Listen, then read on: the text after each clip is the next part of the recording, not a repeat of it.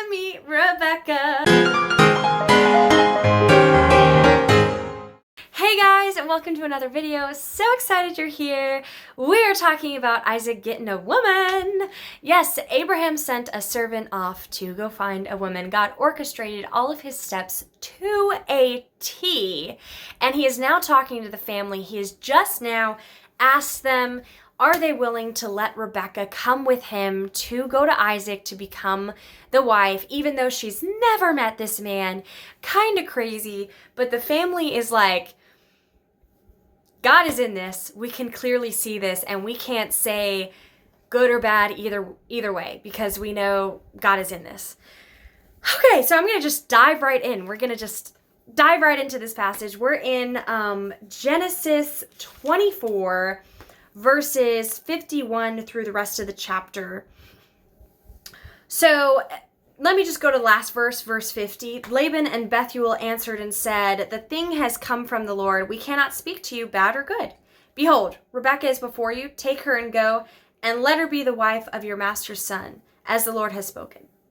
When Abraham's servant heard this words, he bowed himself to the earth before the Lord, and the servant brought out jewelry of silver and of gold and garments and gave them to Rebekah. So I think it's another kind of sign of, we're going to do this. This is part of like the covenant, part of the, I don't want to say it's a transaction. That's so wrong to say that of like a person. It's not a transaction, but it's signifying that, okay, this is going to be happening, Lord willing.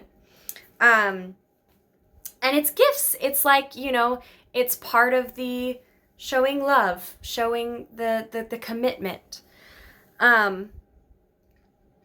And the servants brought out jewelry and also gave them to her brother and mother costly ornaments. And he and the men who were with him ate and drank, and they spent the night there. When they arose in the morning, he said, send me away to my master. Her brother and her mother said, let the young woman remain with us a while, at least 10 days. After that she may go. I can understand that. They're kind of like, wow, so soon? Like, we want to say goodbye to her. We want to like at least, have a few more days with her. But this is what happens. But he said to them, do not delay me. Since the Lord has prospered my way, send me away that I may go to my master. So I think he's kind of saying, I can't wait much longer. We need to get this done. Also, God is in this. We're confident in this. Is this like because you guys aren't trusting, or you're kind of now fearful of this? I don't know if that's what's going on, but he's kind of like, I need to go. And this is so interesting. I love that this happened because right now it seems like, all right, this is just happening between the men. They're making all the decisions for the woman. The mom seems slightly involved, at least being like, well, let's have her wait a little bit. But this is what they say. But he said, do not delay me. Send me away that I may go to my master. Verse 57, they said, let us call the young woman and ask her. So they have respect for Rebecca. Rebecca is in on this. She understands what's going on. And I believe she's excited. And they called Rebecca and said to her, will you go with this man? And she said, I will go. Simple as that. So Rebecca's faith and trust in the Lord is also just phenomenal. Her servant's heart to give almost 200 gallons worth of water to camels, to a person she doesn't even know, to go to this moment now, I don't know, maybe a day or two later, not much time has passed, to trust the Lord and is orchestrating all of this, to go to a man she's never met, to say, I will go. Wow, that's amazing. What faith. So they sent away Rebecca, their sister, and her nurse, and Abraham's servant and his men. So, also probably her other servant or companion in a sense to help her out.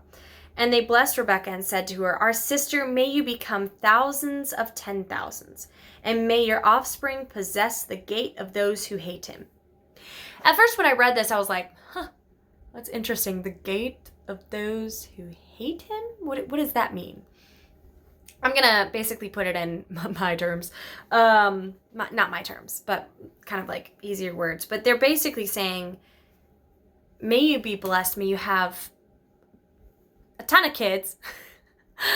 May you be blessed in the sense that you have children that, and your offspring don't have trouble with enemies.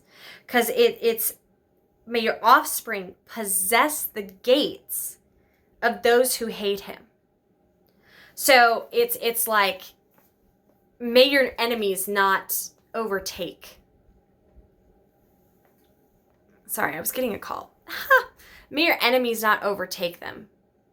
They will possess the gates. Nobody can get past. May no harm come to them, basically. So may you have kids and plenty of offspring, and that your generations go on, which is what's going to happen because that's what God has promised Abraham and his sons and his sons' sons. And so Rebecca is now in on this covenant that God has made with Abraham. So she is going to be fruitful and multiply in a sense. And they're like, may you have generations of children. So may you be blessed with family, and that your family will come to no harm, and that the enemies will not overtake them.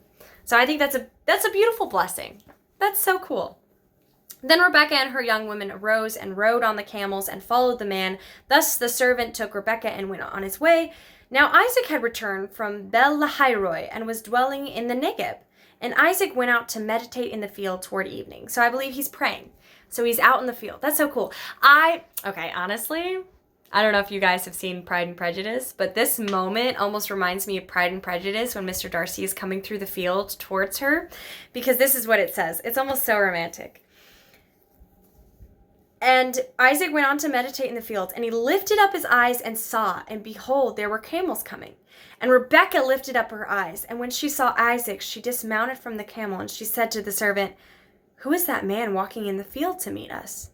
The servant said, "It is my master." So she took her veil and covered herself.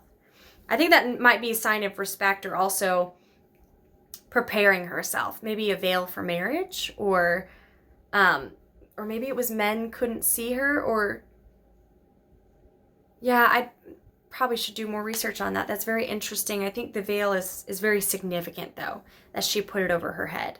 Maybe a sign of respect and readiness for him.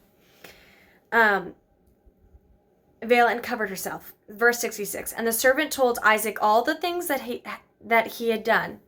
Then Isaac brought her into the tent of Sarah, his mother, and took Rebekah, and she became his wife, and he loved her. So Isaac was comforted after his mother's death. Okay, that doesn't probably sound like the normal average love story, but I think that's so beautiful. I think the servant was like, listen, this is all the things that I went to go do, but I'm sure he also told him all the things that God has orchestrating so much. And so Isaac is also seeing how God, in a loving way, has provided a woman for him, and she's perfect. And she's also beautiful. And I'm sure he noticed that. And he may have also been pretty handsome. So anyway, guys, I'm going to let you guys go. Thank you so much for coming with me on this journey. I'm so excited about this new journey now that we're on with Isaac and Rebekah. So we're kind of getting past Abraham. We've gone through Abraham. Now we're seeing how his kids and his children's children and all these things. So we're getting further along. I love you guys. Trust God's plan for your life. Love him with all your heart, because he loves you so much. He sent his only son to die for you. That's amazing love. Amazing love. Love you guys. Stay safe.